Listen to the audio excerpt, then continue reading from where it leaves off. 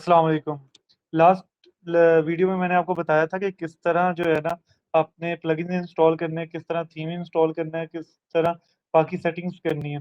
तो आज की इस वीडियो में मैं आपको बताऊंगा कि किस तरह हम लोग जो है ना किसी टेम्पलेट को इंपोर्ट कर सकते हैं और इंपोर्ट करने के बाद किस तरह हम लोग होम पेज में उसे इंपोर्ट करते हुए यूज़ कर सकते हैं। मैं यहाँ पे आ जाता हूँ टेम्पलेट किट में। टेम्पलेट किट पे आपने क्लिक करना है। क्लिक करने के बाद मैंने लास्ट टाइम आपको बताया था कि किस तरह हमने टेम्पलेट अपलोड करनी है। तो ये लास्ट टाइम मैंने टेम्पलेट अपलोड की हुई थी। इसमें मैंने क्लिक करना है। क्लिक करने के बाद सबसे पहले जो मैंने काम करना है वो करना है इंपोर्ट टेम्पले ग्लोबल किट्स। इससे क्या होगा, जो मेरे फ़ॉन्ट्स हैं, कलर्स हैं, ये सारी चीज़ें जो है ना इंपोर्ट हो जाएँगी। इसे इंपोर्ट करने के बाद मैंने चले जाना है अपने पेजेज़ में। पेजेज़ में आके तो ये मेरे पेजेज़ लोड हो गए। यहाँ पे कोई पेज नहीं आ रहा, मैं न्यू पेज क्रिएट कर लेता हूँ। अब न्यू पेज जब मैंने क्रिएट करने के लिए क्लिक किया है तो मेरे पास कुछ इस तरह का ऑप्शन आ जाएगा। इसे आपने स्किप कर देना है। यहाँ पे आके आपने पेज का नाम रख देना है। मैं यहाँ पे होम पेज रखता हूँ इसका नाम। इसके अलावा यहाँ पे टेम्पलेट्स में आना है। टेम्पलेट्स में आके आपने इसे कर देना है फुल विड्थ एलिमेंटोर, ठीक है? ये 2 सेटिंग्स करनी है। सेटिंग्स करने के बाद सिंपल सा काम आपने करना है, इसे पब्लिश कर देना है। आपने इसे जैसे ही पब्लिश करना है तो ये लाइव हो जाएगा। अभी इसे चेक करते हैं ये लाइव हो गया कि नहीं। ये हमारा पेज लाइव हो गया। अब इसके बाद नेक्स्ट हम लोगों ने काम करना है एडिट विद एलिमेंटोर करना है। पहले हम लोगों ने पेज क्रिएट किया, अब हम लोग उस पेज के अंदर जो एलिमेंट्स हैं वो ऐड करेंगे या जो किट है हमारी वो ऐड करेंगे। अच्छा, ये लोड होने में सम टाइम लेता है। ये अब लोड हो गया मेरे पास। लोड होने के बाद आपके पास कुछ इस तरह का इंटरफ़ेस आएगा। इस इंटरफ़ेस को मैं क्विकली आपको बता देता हूँ। लेफ्ट साइड पे हमारे पैनल्स आ रहे होते हैं। जितने भी एलिमेंट्स हम लोग यूज़ करेंगे, वो चाहे टेक्स्ट है, पिक्चर है, कैरोसेल है, स्लाइड्स है, ग्रिड है, हेडिंग्स है, हर चीज़ हमारे पास यहाँ पे अवेलेबल होगी। इसी तरह हमारे पास यहाँ पे स्ट्रक्चर का ऑप्शन है। तो अभी हम लोग इसे जो है ना फ़िलवक़्त मैं इसे कैंसल कर देता हूँ और यहाँ पे आता हूँ। ये हम लोगों ने जो प्लगइन इंस्टॉल किया था इस पे क्लिक करेंगे। यहाँ पे हमारे पास जो किट्स अवेलेबल हैं वो आ रही हैं। इस किट्स में से मैं इस पे क्लिक करूँगा।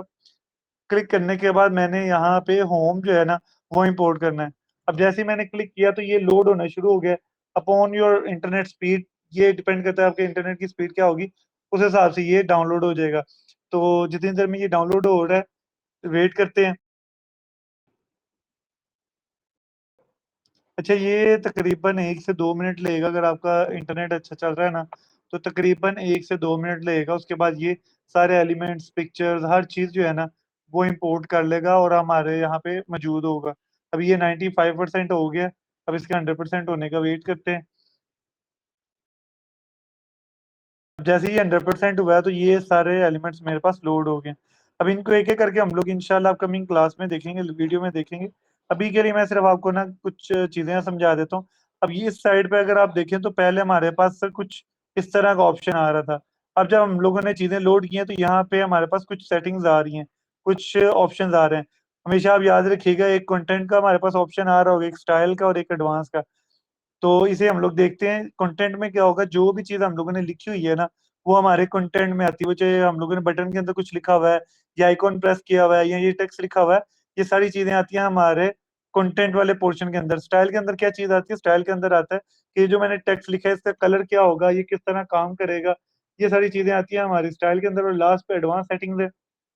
एडवांस सेटिंग्स क्या होती हैं कि अगर हम लोग को कोई ख़ास सेटिंग जो हमारे पास स्टाइल और कंटेंट में नहीं अवेलेबल, तो हम लोग करना चाह रहे हैं, वो हम लोग एडवांस से करते हैं। ख़ैर, अभी के लिए मैं आपको सिर्फ़ ये चीज़ बताना चाह रहा हूँ कि पहला आपका जो लेक्चर था उसमें ये चीज़ थी कि आपने यहाँ पे अपना नाम लिखना है। तो नाम लिखने के लिए सिंपली आपने इस पे क्लिक करना है। क्लिक करने के बाद यहाँ पे ये आ रहा है नेम, यहाँ पे आपने अपना नाम लिख लेना है। मैं यहाँ पे लिख देता हूँ असाम।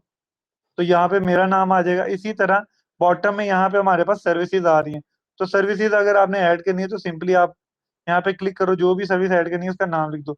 अब ये एक होगी, एक और मैं सर्विस ऐड कर लेता हूँ जिसका नाम मैं रख देता हूँ ग्राफिक डिज़ाइनर, ठीक है? इसी तरह मैं एक और सर्विस ऐड कर लेता हूँ जिसे मैं कह देता हूँ वेब डेवलपर।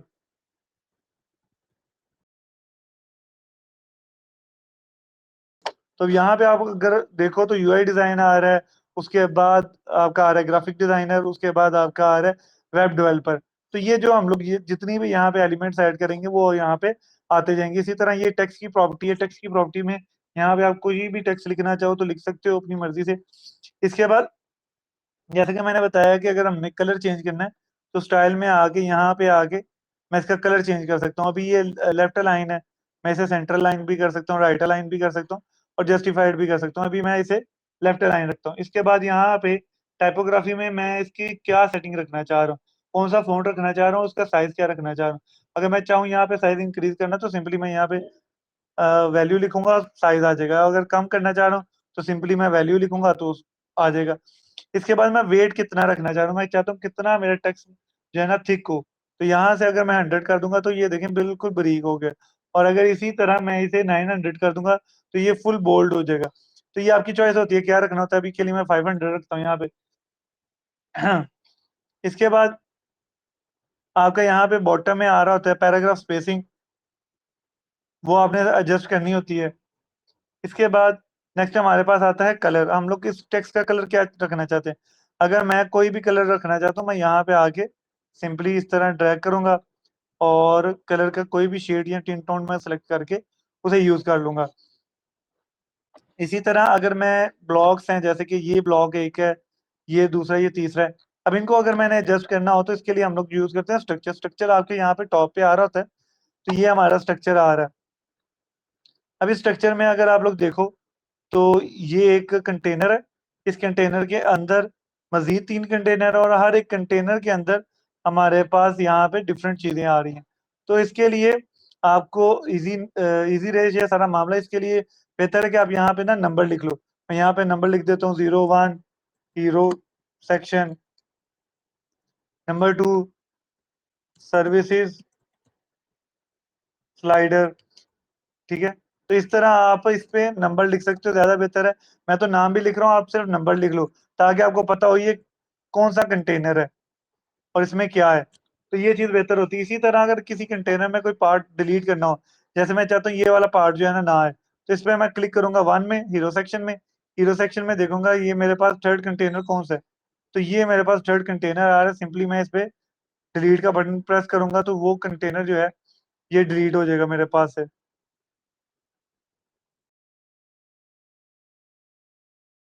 ये हमारे पास लीड हो गया। अब अगर हम लोग इसे देखना चाहें तो इसे मैं सिंपली पब्लिश करूंगा। जैसे ही मैंने पब्लिश पे क्लिक किया, पब्लिश करने के बाद ये सेव होगा। सेव होने के बाद यहाँ पे मुझे सेटिंग्स में नजर आ जाएगा कि ये किस तरह नजर आएगा। अभी वेट करते हैं।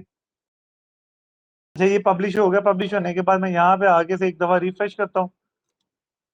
रिफ्रेश करने के बाद अगर इसे मैं अब देखूँ तो ये देखो मेरा नाम आ रहा है, वही सर्विसेज आ रही हैं जो मैंने लिखी हैं। इसी तरह यहाँ से वो पार्ट डिलीट हो गए। तो इस तरह करके हम लोग इसे यूज करते हैं और कोई भी एलिमेंट इंपोर्ट करते हैं। होपफुली इस वीडियो से आपको फायदा मिला होगा और समझ आई होगी। ओके, अल्लाह हाफिज।